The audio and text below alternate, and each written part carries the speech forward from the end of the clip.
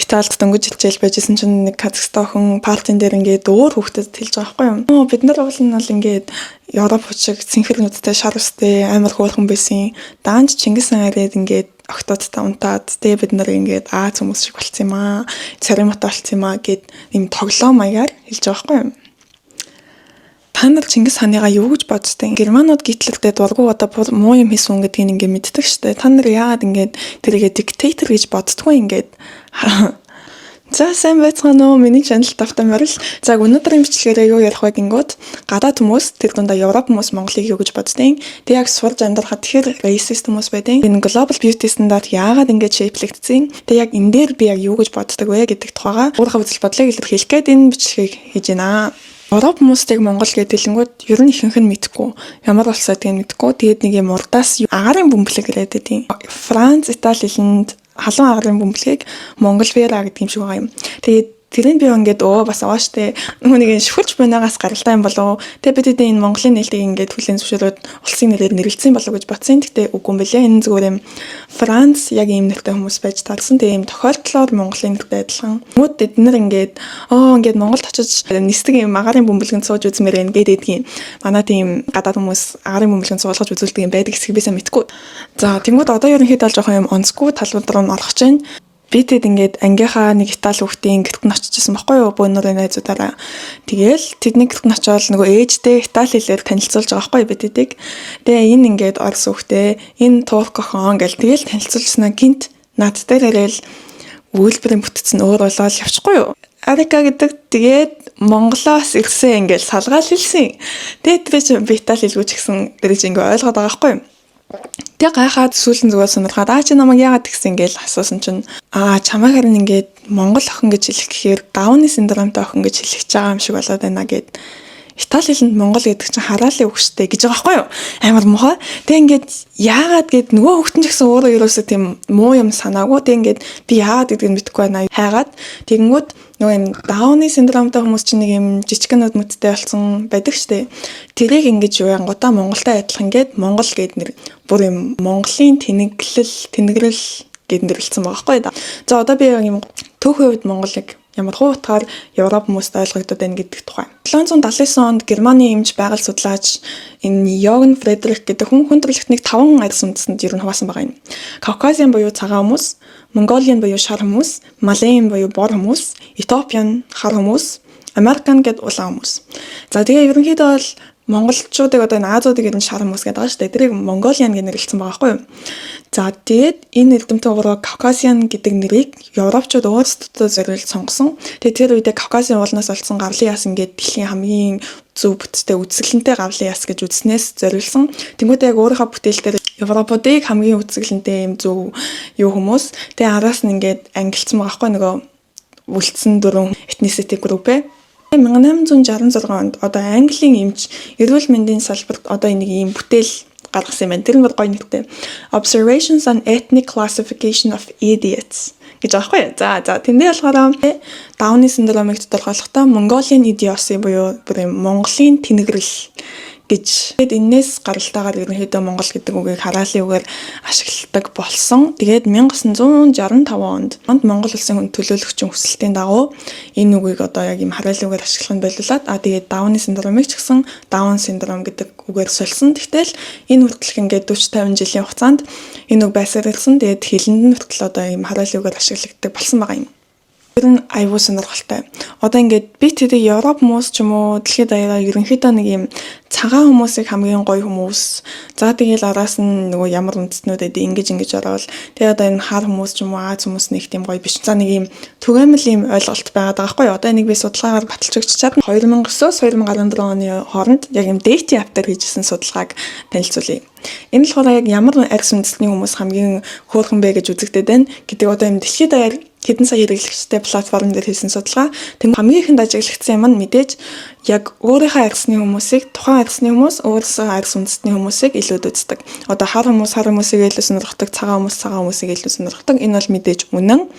За тэрнээс гадна scale дээр гаргаж ирээд ямар арьс үндэстний хүмүүс хамгийн дур булан, ямар арьс үндэстний хүмүүс хамгийн онцгүй гэж үзэгдээд байна гэдгийг судалсан байгаа байхгүй юу? За тэнгууд эмэгтэй хүмүүсийн хувьд ер нь хар арьстай эмэгтэй хүмүүс жоохон хасхуун авдаг.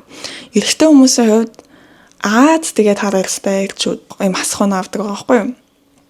Тэгээд ерөнхийдөө бас цагаан эрчүүдийг айгуу тийм гоё маяг гэж үздэг. За тэгээд яг энийг нарийн үзэх юм бол одоо нэлийн ингээд дэлгэрэнгүй гаргацсан тийм судалгаа байгаа. Энэ мэдээж яг нөгөө нэг үнэлгээ өгж байгаа хүн нь өөрөө ямар арьс үндэсний хүн байна гэдгээс хамаарна. Гэхдээ ерөнхийн нэг юм байдгаа гэдэг нь батлагдсан. Бид нар дэлхийд даяараа ингээд нэг итгэцэн байгаа байхгүй юу? Яагаад? Тэнгүүтэл нөгөө хэдийгээ нэг юм царай муутай царайлагч юм уу? Тэрвэрнээсээ болж юм рейсист үзэл гаргадаг. Би хүртэл ингээд дөнгөж таалдчихэл бүх хүмүүс амар хөөрхөн харагдаа болтгоо. Тэгэхээр ямар хөөрхөн юм бэ гэж бодоод тэгэл 7 хоног л тасчт юм лээ. 7 хоног л энэ эднийхээ дунд нь орол ингээд тасчдаг. Сонирхолтой юм нь яагаад одоо ингээд би хүртэл тэр хүмүүсийг яагаад ингээд хөөрхөн гэж бодоод байна. Бид хэдийн энэ хөөрхөн attractive ч юм уу гэж боддог юм хаанаас гарч ирээд байдیں۔ Яагаад дэлхийд даяараа ингээд итгэцэн? Хин энийг итгүүлсэн? Энэ айгүй юм сонирхолтой асуудал гарч ирж байгаа байхгүй юу? За одоо бүгдээрээ тархинд яаж attractiveness програмчлагддаг гэдгийг үзье. Бид хэдийн одоогийн perceived attractiveness гэдэг нь хүн болгонд мэдээж хамгийн суур их хувийг эзэлдэг юм нь мэдээж бид хэдийн биологийн инстинкт, biological base байгаад байгаа юм. За тэнгууд энэ дээр юу олж ирж байгаа гингүүд тэг шимтэй царайтай ч юм уу, эрүүл арьстай, physically бас fit ч юм уу. Тийм юмнууд бол хамгийн нэгдүгээр ихэнх хувийг эзэлж орж ирж байгаа. За тэгээд хоёр дахь юмнууд нь болохоор хэрэг exposure, familiarity. Одоо яг тухайн улсын хүмүүс бас ингээд орж ирэн гэсэн үг. Яагаад гэвэл тийм хүмүүстэй л хамгийн их өөрийгөө бидэд хамт харьцаж их харж байгаа. Тэгээ энэ дээр болохоор нэг эрдэмтэн хүний сэтгэл зүйн, хүний тархийг судлаад ойлгомжтой болсон юм байдаг. Тэр нь хэрэг бид нар тэр төрлийн хүмүүсээ харна. Тэр хүмүүстэй хүссэн хүсээгүй бид нар дуртай болдог, таалагддаг болдог. Энэ бол ерөөсөө хүний ухамсартай тархины оролцоогүйгээр явагддаг юм. Их солонгос кино үзээд байвал солонгос хүмүүс гоё л харагдана гэсэн үг. Их Америк кино үзээд байвал Америк хүмүүс цагаан хүмүүс гоё л харагдана гэсэн үг. Хятад хүмүүс одоо жишээ нь тэр улсынхаа beauty стандарттай болж өсдөг ч юм уу. Энэ бол ингээд ойлгомжтой. Тэгээ соёл болгонд өөрөөр хэр их ямар хүмүүстэй харьцаж чинь, иргэн тойрных хүмүүс юу гэж бодож чинь, өөрөө хэр их медиа ямар хүмүүсийг үзээд хараад байна. Бидний тийм тарих үзэж байгаа хүмүүсээ л хөөрхөн гэж бодож эхэлдэг байгаа байхгүй юу. Тэнгүүд дэлхийд даяараа сүүлийн хэдэн жил бид нар ямар хүмүүсийг илүү үзсэн бэ гингүүд хамгийн эхлээд мэдээж Америк, Холливуд болж байгаа юм аа.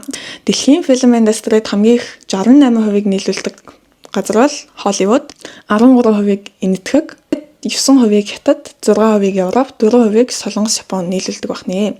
Дэлхийн entertainment зах зээлийн 37%-ийг сүүлийн 80 жилийн турш Америк ганцаараа баазж байгаа. Тэгээ ерөнхийдөө энэ дээр судалгаанууд хийгдэж гисэн бид дэлхийд даяараа ямар хүн илүү баатарлагын, ямар хүн илүү төр булаам юм гэдгийг энд тодорхой хэмжээний нөлөө үзүүлээд байгаа байхгүй юу? Ямар улсууд одоо энэ хэвлэл мэдээлэл ч юм уу соёлоо их үйлдвэрлээд байгаа гингүүд нэгт Америк, хоёрт Хятад, гуравт Япон, дөрөвт Англи, тавт Герман, 6-т Солонгос гэх мэт ингээд орж байгаа юм. Тэгээ энэ улсууд ерөнхийдөө тийм нэг эдийн засгийн ч юм уу бас юм хүчтэй улсууд байгаа байхгүй юу? Миний хэлэх юм юу вэ гэх юм бол ерөөсөө дэлхийд царай муутай хүмүүс гэж байхгүй. Дэлхийн хэвлэл мэдээлэлд өргөн тархаагүй хүмүүс л гэж байгаа.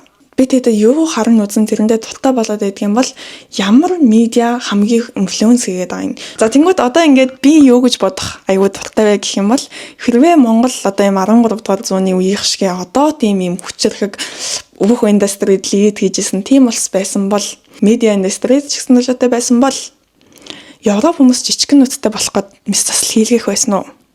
Хийлэх байсан байхгүй юу? Хийлгэн. Яагаад гэвэл бид хэдийн юу хөөрхөн, юу гоё гэж боддог бүх юм чинь цаанаасаа биологically програмчлагдсан биш. Бид хэдийн сурдаг, харж үзэж байгаа юмнасаа ойлгодог юм байгаа байхгүй юу? Тийм болохоор дэлхийн улс болгон өөр хүмүүсийг гоё сайхан гэж үздэг. Гэхдээ globally бид хэд энэ их одоо энэ media influences болоод ерөнхийдөө чимээгүй нэг юм давхаргануудтай болчихж. Тэгээ энэ бол бид нар ингэж итгэхийг сонгоогүй. Хинч ер нь ингэж итгэхийг сонгоогүй. Гэхдээ яг одоогийн нөхцөл байдлааслаад ийм болсон юм байна. Нэг хизээч ингэж би яагаад Аз болоод төрчвөө, би яагаад Монгол болоод төрчвөө, тэрнээс ч болоод хүмүүс үзээ ядаад байна штэ. Ингээд царай муутай штэ гэж хизээч битгий бодосоо гэж айгүй хүчтэй хүсэж байна. Би бол ингээд муусаа юмнууд тийч Монголыг хараалыгаар хилээд тахта яадын тэгээд тахта яадын ч юм уу тэгээд хараагаад уурлаад бусад улсуудыг доош нь хийгээд байдаг тийм хүмүүс айгуу дургу. Монголыг дэлхийд таниулах нь монголчууд бид нарын үүрэг. тэнийг яг үзэж байгаа хүмүүст чин сэтгэлээсээ гэж хэлэхэд дэлхийн бьюти стандартыг бид нар өөрсдөө сонгоогүй. Чи үнэхээр хөөрхөн яг байгаагаараа л ингээд хөөрхөн дэлхийн дээр глобал бьюти стандарт ч юм уу хүмүүсийн юутай нийлэхгүй байх нь хамаагүй. Тэрийг бид нар зөвөр өөрсдийнхөө соёлыг үйлдвэрлэх нь бид эдийн л хийх ажил. За ингээд дараагийн дугаараараа уулзсан гэж найдаж байна.